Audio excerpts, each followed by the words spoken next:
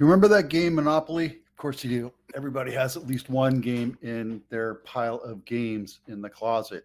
I think we have three or four, but we are in the midst of a monopoly, believe it or not. It's true. We're also going to talk about we buy houses for cash and what are zombie houses? Zombie houses. Yeah, we have zombie houses. There's not a lot, but we have zombie houses. We'll also talk about Wednesday bank owned property of the week, Apple home of the week, Mountain View home of the week, and the Santa Clara County 40 days on market. Lots to talk about. Going to go quick. This guy right here sets it out straight. I'm going to restart it. I'll let you read it from the beginning. If you want to watch this, it's in the link in my blog. It's right there for you. Vanguard, State Street, and BlackRock. 88% or 82% of stocks, and they own 80 or 88% of. Tell me that's not a monopoly. It's the same thing with the bank-owned properties in the 08s, the 9s. These companies came and bought up homes that people lost, and they're not apologizing. So what does that mean? It means the little guy, mom and pop, the little person, the citizens, cannot buy homes. It makes it very important. Now there's this thing where people talk about it, but because there's such a controlling factor of all these homes by corporation, oligarch, very few people or corporations have it, but they now control the rents. They control rents. It's going to become more and more expensive for renters, not homeowners. Even though there's scarcity and lack of inventory because of these big, huge corporations, it makes it very difficult for homeowners, for individual people to buy homes. That's why we're seeing $2 million homes that are complete shacks in California, in San Jose,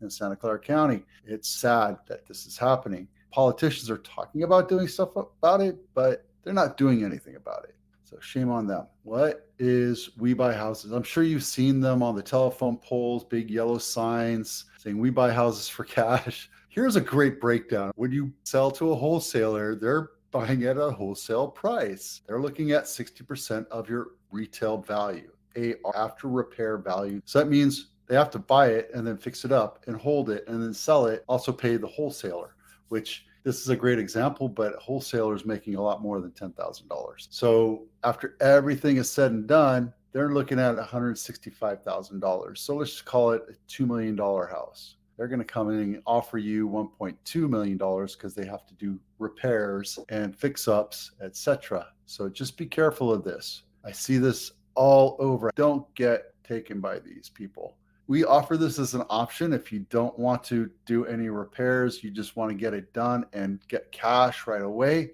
But I always push people to put it onto the market because I need to explain this, saying this is something we offer, but I think you're better off selling it on the market. Let me show you another thing here. Showed you this a couple of weeks ago. This is year to date, January to July 30th. I haven't updated it because we're not at the end of the month yet, but year to date, Santa Clara County had 4,700 homes for sale or sold, closed. And if you look at the ones that sell off market, you get a whopping 3% off the list price. And here's the problem. You don't really know what the market has to offer. I think it's a huge mistake for you to sell your house off market. And I tell people that all the time. It's horrible. You need to put it on the market and buyers come in and tell you what it's worth. A seller can't say my house is worth $2 million.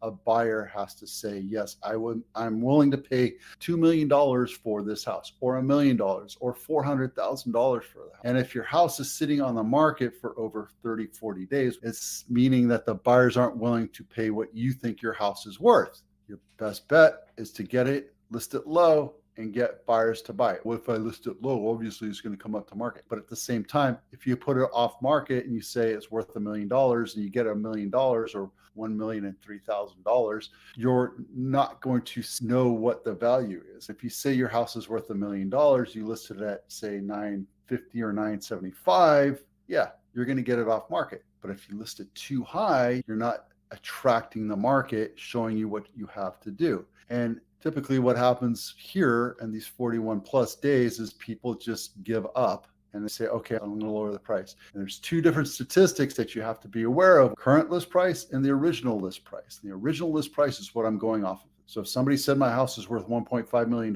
it's really worth $1 million, and then you finally bring it down, these are the numbers that you're seeing. Wholesale is not always the best option. It's an option for the desperate and the needy. We'll talk about this again because I'm putting out this as awareness. What's a zombie foreclosure? Zombie house is a house that's left vacant and the owners have given up on it. They can't pay for it. They've walked away from it. They can't rent it out for what their payment is worth. It says here that there's 223,000 homes that are in the process of foreclosure in this third quarter, which is down 6% from the second quarter of 2024 and down almost 30% from the third quarter a full year ago. Among those pre-foreclosure properties, about 7,000 sit vacant as zombie foreclosure. Pre-foreclosure properties abandoned by owners. That means I've given up on this house. I'm going to go live with mom and dad. Just let it sit. And those are dangerous because houses need to be lived in. You have to have electricity running, plumbing running, the sewer running. You have to have air conditioning moving. Otherwise, you get mold, mildew, infiltration.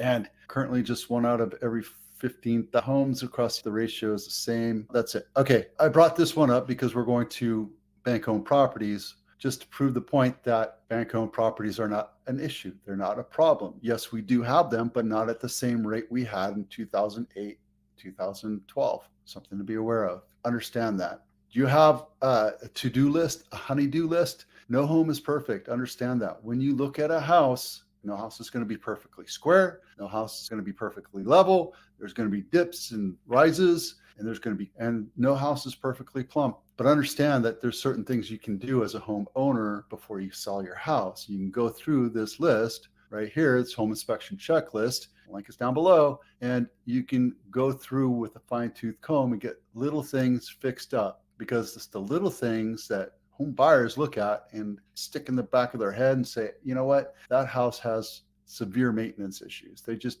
don't care about their house. So download this today, right there.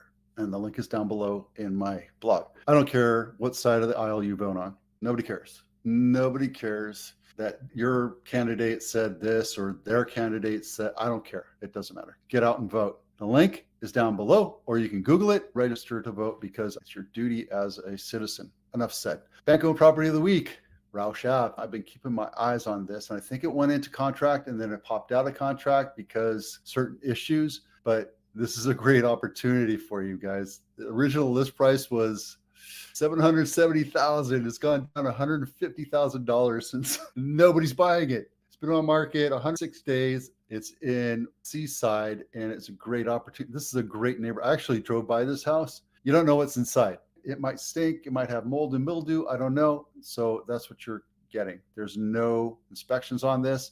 And if you're going to buy it, buyer beware. There's no inspections that were done on it. And I bet you dollars to donuts, you have to evict the previous owner too, which has to happen after the close because you don't have ownership of it. Long story short, it's a great opportunity if you're struggling to find a house to buy. This one right here, $1.7 million. This is near Apple campus. The reason why I picked this one, Apple campus is right here, but it has a little ADU in it. Is this the one? It's a Mountain View house. This house is a great option for you. If you're struggling to find a decent priced house in Cupertino that's really close to the Apple campus, this is it, guys. It's only been on market for 19 days. This thing should sell pretty quick. 4-bedroom, 2-bath, 2,300 square foot. It has a small ADU in the back. Call it a she shed or a man cave or whatever you want. You get all sorts of red bark covering the ground. You don't get a garage. That might have been a garage at one time.